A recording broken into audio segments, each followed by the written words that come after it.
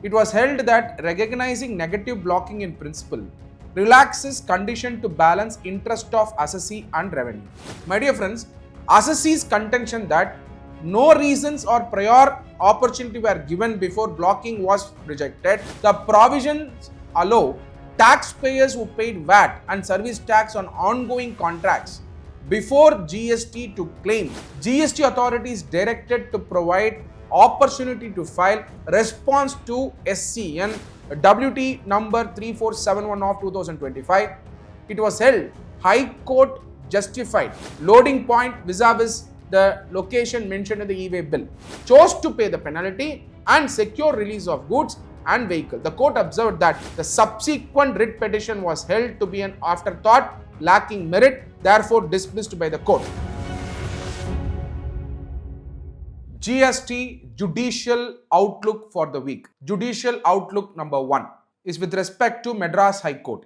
My dear friends, in Indian Traders vs. Commercial Tax Office and others, WPMD number 21670 of 2025, it was held that recognizing negative blocking in principle relaxes condition to balance interest of assessee and revenue. Despite Delhi High Court's contrary view in Raghav Agarwal, affirmed by Supreme Court, the Madras High Court followed its own precedent in Skandaguru Innovations, upholding that blocking of ITC in excess of the available balance, that is negative blocking, is permissible to safeguard revenue interest. My dear friends, it is very important to understand Rule 86A of GST rules. Rule 86A provides for condition of use of amount available in electronic credit ledger.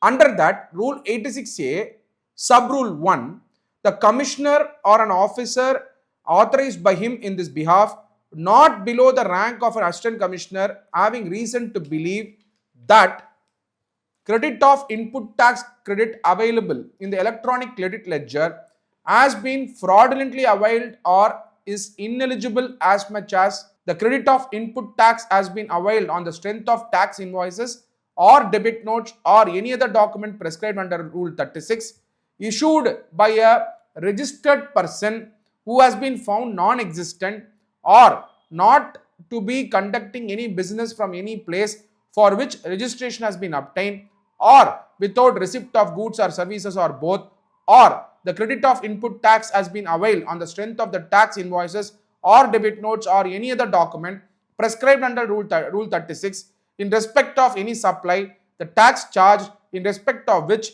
has not been paid to the government, or C, the registered person availing the credit of input tax has been found non-existent or not to be conducting any business from any place for which registration has been obtained, or D, the registered person availing any credit of input tax is not in possession of tax invoice or debit note or any other document prescribed under Rule 36.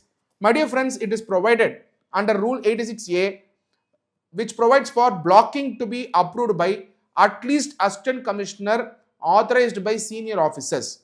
Since a show cause notice in form DRC 01 under section 74 had already been issued by a proper officer, the court constituted that the blocking was validly authorized internally. My dear friends, assessee's contention that no reasons or prior opportunity were given before blocking was rejected, with the court holding that issuance of DRC 01 established a parallel proceedings where the assessee could contest the demand.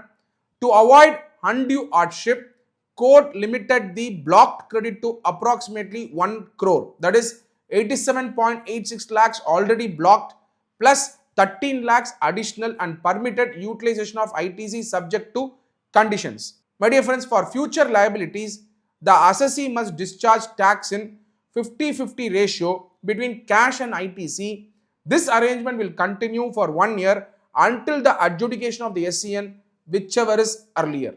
GST Judicial Outlook number 2 is with respect to Karnataka High Court judgment. My dear friends, in Royal Steel vs. State of Karnataka, writ petition number 14265 of 2025, TRES, it was held High Court refrains from releasing goods seized by tax officer as there was factual inquiry involved in the matter. My dear friends, in this case, the facts of the case is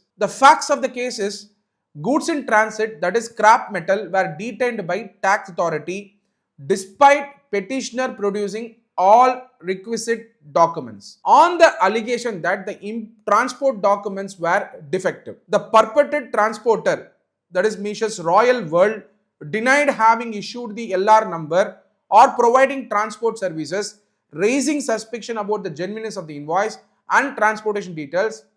The court emphasized that if the transporter has not carried the goods, it must be ascertained from whose custody the goods were seized, who was actually transporting them, and whether there was any violation of GST provisions.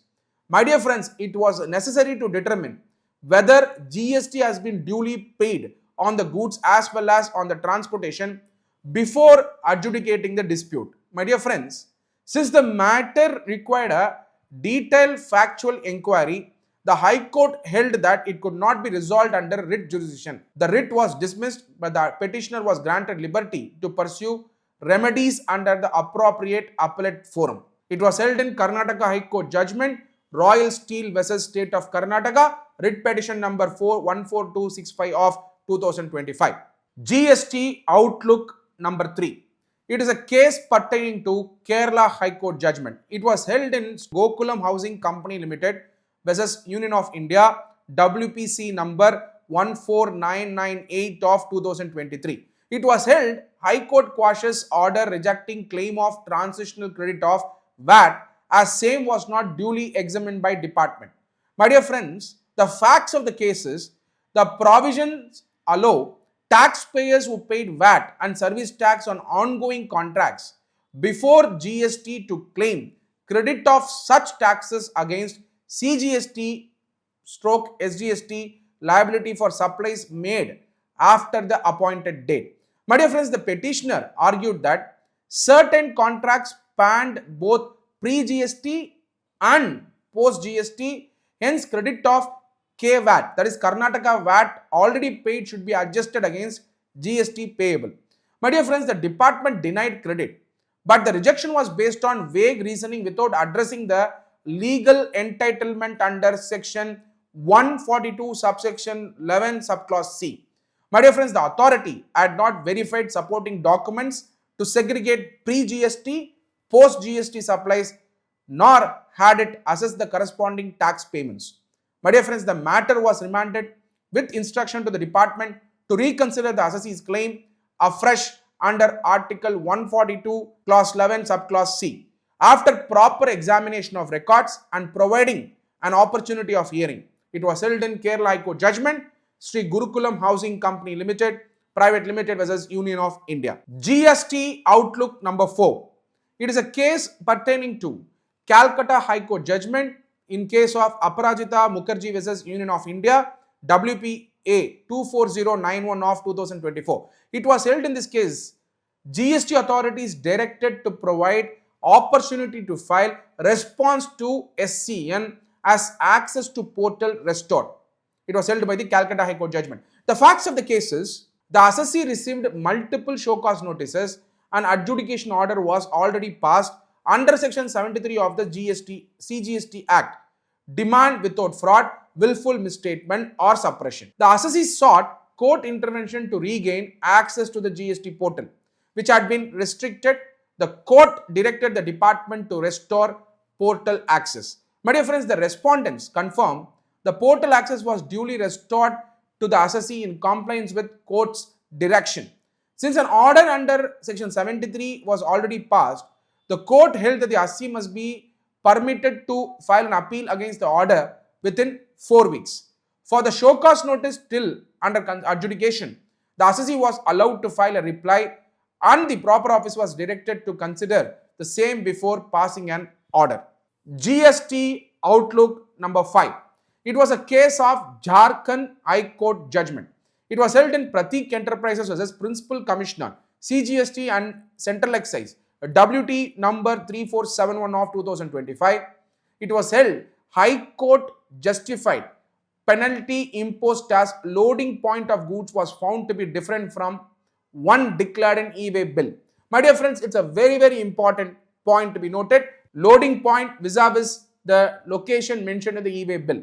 My dear friends, the facts of the case is the goods in transport were intercepted and it was found that the actual loading point differed from the place of dispatch declared in the e-way bill. The supported by driver's statement and GPS records. So this is the first time the department is looking at GPS records, driver's statement, loading point and the point declared in the e-way bill. The discrepancy in loading location amounted to non-compliance with e-way bill requirements, rendering the goods and conveyance liable for detention. My dear friends, the petitioner did not challenge the findings under adjudication, chose to pay the penalty and secure release of goods and vehicle. The court observed that adjudicating authority had sufficient adverse material against the petitioner justifying the penalty.